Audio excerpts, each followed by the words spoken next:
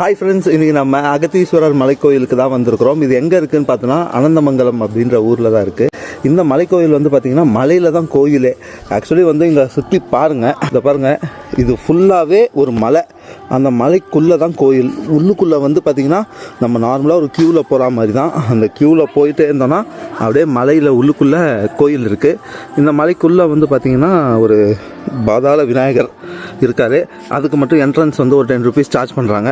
அது வேணும்னா நீங்கள் போய் பார்த்துக்கலாம். இந்த கோயிலுக்கான லொக்கேஷனை நான் வந்து டிஸ்கிரிப்ஷனில் கொடுக்குறேன். நீங்கள் டைம் இருந்ததுன்னா போய் பார்க்கலாம். நார்மலாகவே நீங்கள் வந்து கூகுள் மேப்பில் சர்ச் பண்ணிங்கனாலே எக்ஸாக்ட் லொக்கேஷன் தான் காட்டுது.